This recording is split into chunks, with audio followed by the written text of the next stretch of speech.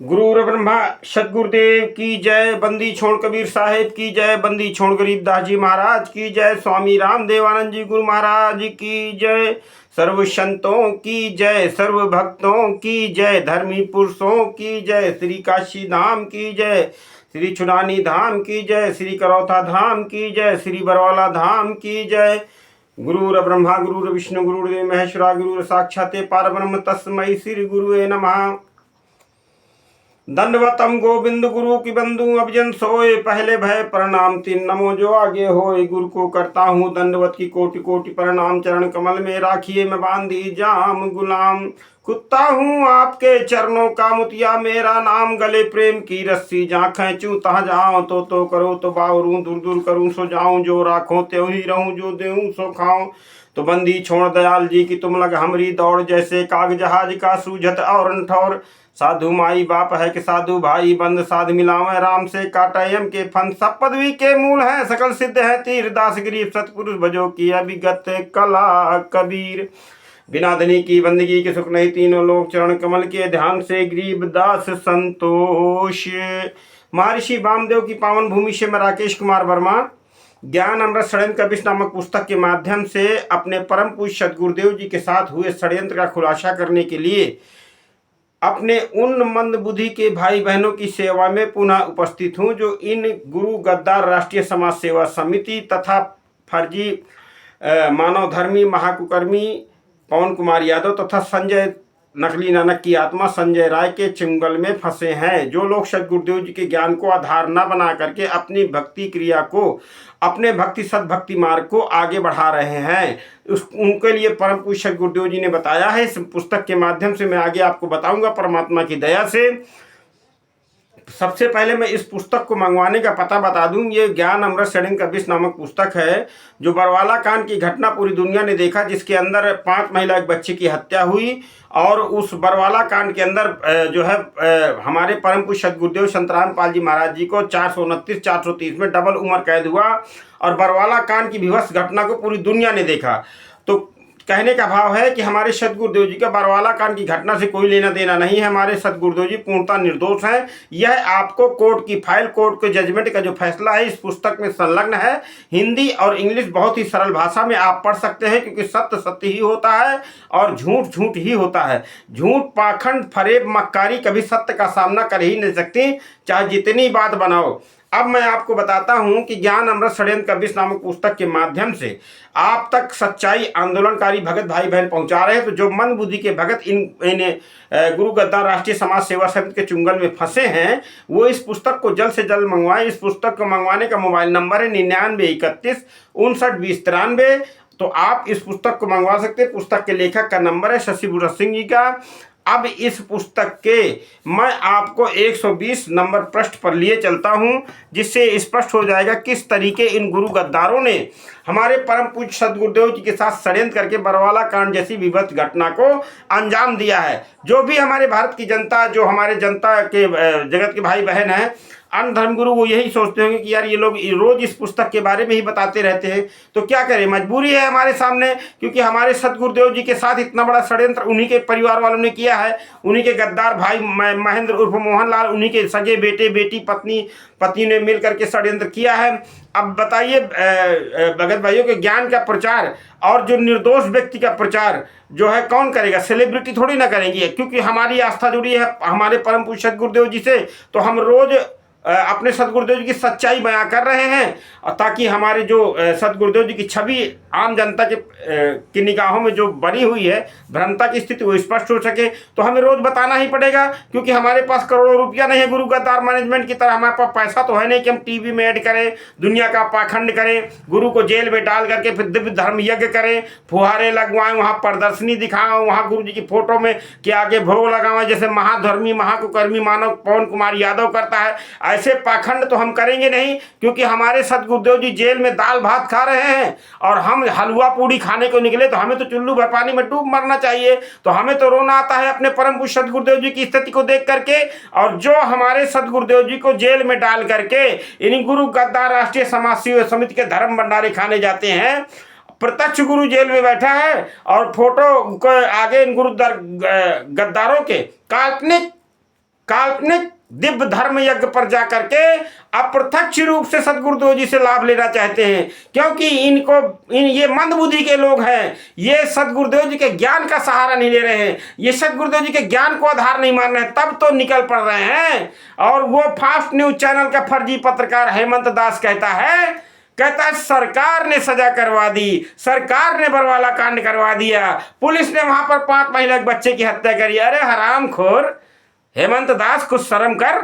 धर्मदास दरबार में जवाब भी देना पड़ेगा जो इतना पाखंड तू संत रामपाल जी महाराज जी के साथ कर रहा है। भगत भाइयों, आप जिस समय हृदय से, दिल से अपने सदगुरुदेव जी के लिए आवाज उठाना शुरू कर देंगे ना, दिल से अपने सदगुरुदेव जी के लिए दर्द महसूस करना शुरू कर देंगे ना, उस दिन समझ लीजिए, उस दिन आपका भक्ति मार्ग स्टार्ट होगा। ये ध्यान रखना, उस दिन हमारी भक्ति कमाई स्टार्ट होगी। और जो सदगुरुदेव जी को से कहते सदगुरुदेव जी परमात्मा है, क्या आप सदगुरुदेव जी को परमात्मा नहीं मानते? तब परमात्मा नहीं थे क्या? जब 6-6, 7-7 बंदूकधारी, 10-10 बंदूकधारी सदगुरुदेव जी के आगे पीछे निकलते, क्या जरूरत थी? जब सब कुछ जांच पड़ताल करके सदगुरुदेव जी के दर्शन तक भगत पहुंचता था, जनता पहुंचती थी, तो इतनी जांच करने की आवश्यकता क्या थी? क्योंकि सदगुरुदेव जी के इन्होंने बहुत पहले से नजरबंद कर रखा था। भगत भाइयों, अब ये सच्चाई आप पढ़िएगा। अब 120 नंबर पन्ने पर मैं आपको लिए चलता हूं। ज्यादा वीडियो न लंबा करते हुए मेन बात मैं आपके समक्ष रखूंगा भगत भाइयों, परमेश्वर की दया से, ताकि परमात्मा की सच्चाई पूरी दुनिया में जा सके। 18 नवंबर 2014, 121 नंबर पन्ना है ज्ञान अमृत शरण के बीच नामक पुस्तक का। 18 नवंबर 2014 को परमात्मा स्वरूपी संत रामपाल जी महाराज जी के सामने काल ब्रह्मा का उत्पात मचाना। जहां तक मुझे विश्वास है कि अभी सभी पाठकगण, वकील साहब बता रहे हैं, बरवाला कांड से वाकिफ होंगे। इस कांड के कारित होने का मुख्य कारण इस पुस्तक के पीछे के पेजों में विदित विवरण दिया जा चुका है, इसलिए पुनः अंकित करना समय को जाया करना बिल्कुल सही बात है। अब हम इसके आगे पढ़ते हुए आप सब तक हकीकत पहुंचाने की घटना के क्या क्या हुआ। काल ब्रह्मा ने बरवाला कांड में उत्पात मचाया। आखिर परमात्मा स्वरूपी संत रामपाल जी महाराज जी ने रहते उनके ही आश्रम में काल ब्रह्मा का उत्पात मचाने का दांव कैसे लग गया? क्या गुरु जी को दिया हुआ ज्ञान गलत था? कबीर परमात्मा की वाणी गलत है तथा उक्त तथ्यों पर विचार करते हुए अनेक दर्ज FIR के संबंध में क्या न्यायिक प्रक्रियाएं हुई और क्या हो रही है? कितने केस अभी गुरु जी के विरुद्ध लंबित है? कितने केसों में बाइज्जत बरी हो गए हैं? कितने केसों में सजा हुई कि सजा के खिलाफ अपील आदि दाखिल हुई या नहीं? यदि अपील दाखिल है तो उसमें कौन से स्टेज पर लंबित है? संबंध में रखने का प्रयास करूंगा। वकील साहब बता रहे हैं, गुरु जी ने बयान दिया है, कबीर साहब ने काल ब्रह्मा, गुरु जी ने ज्ञान दिया है। कबीर परमात्मा ने काल ब्रह्मा से वार्ता के वक्त एक वाणी बोली थी, अमर वाणी, क्या कि जो जन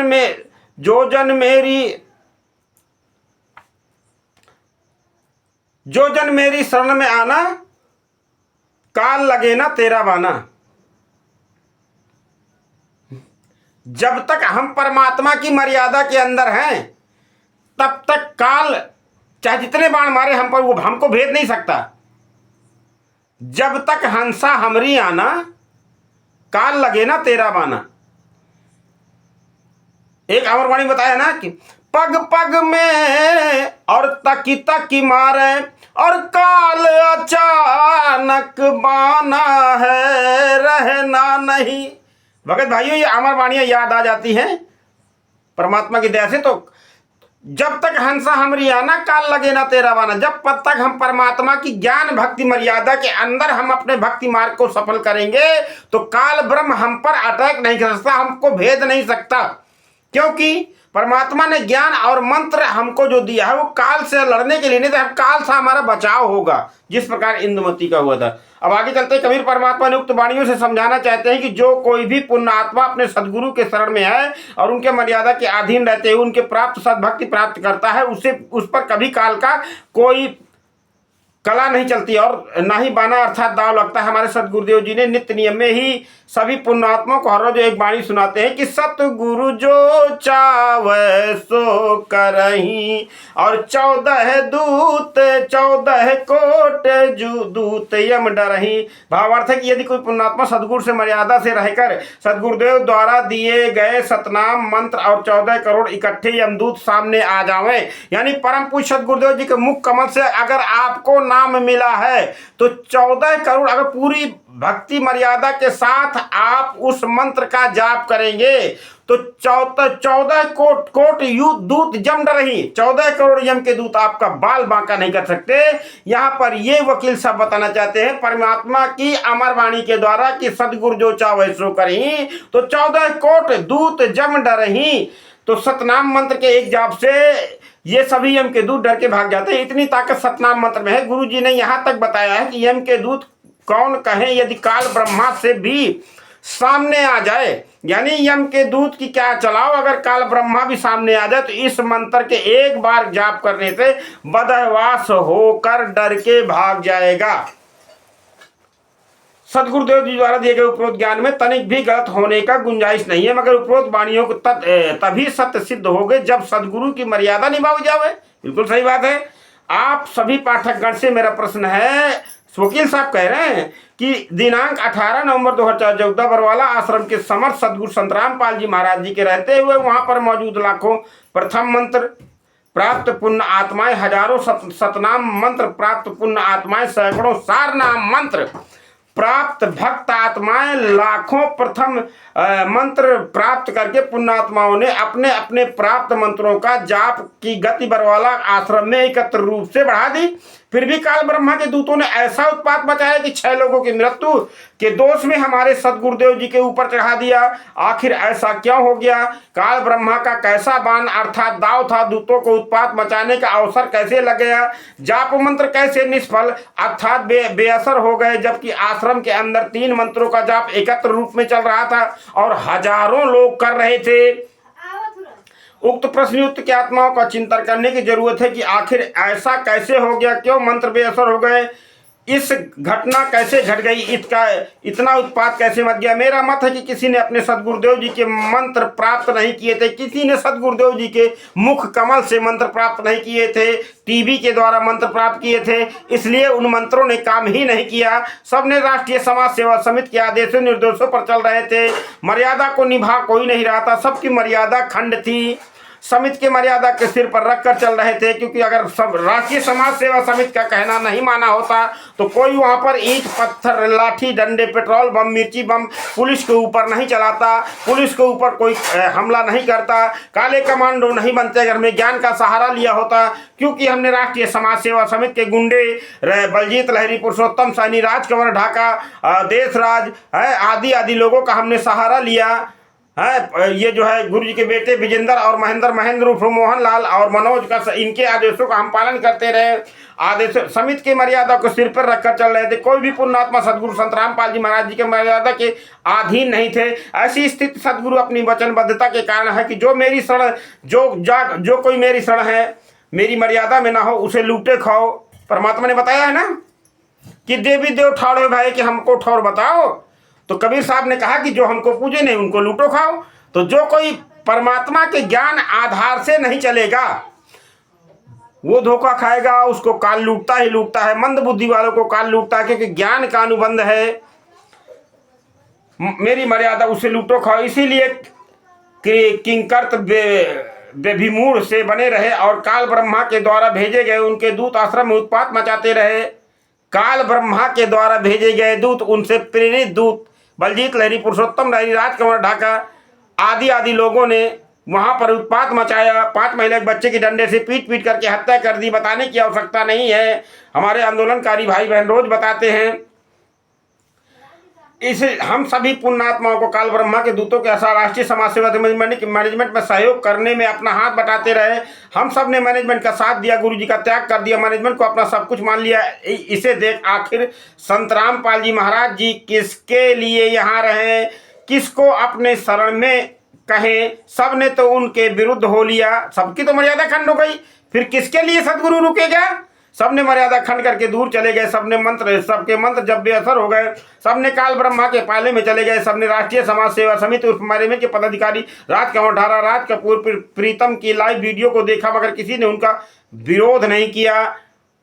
ऐसा उन्होंने लाइव वीडियो में प्रत्यक्ष बयान दिया है।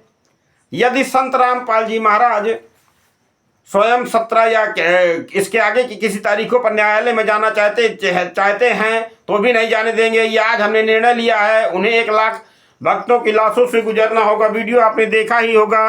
तो भगत भाइयों, इन्हीं शब्दों के साथ आप सबसे मेरा पुनः निवेदन है कि फर्जी किताबों को पढ़ने से बचिए, प्रचार करने से बचिए, अपने सदगुरुदेव जी के ज्ञान को आधार बनाइए। आगे आपकी मर्जी। हम तो परमात्मा के नफर गुलाम है, इसी तरह चिल्लाते रहेंगे। आप लोग सुने ना सुने वो आपकी मर्जी है, ठीक है। तो भगत भाइयों, इन्हीं शब्दों के साथ परमात्मा की एक अमर वाणी का सहारा लेकर के मैं अपनी बात को समाप्त करूंगा कि धन धन सतगुरु सत्य कबीर, भगत की पीर मिटाने वाले। धन धन सतगुरु सत्य कबीर, भगत की पीर मिटाने वाले। भगत की पीर मिटाने वाले, भगत की पीर मिटाने वाले। धन धन सतगुरु सत्य कबीर, भगत की पीर मिटाने वाले।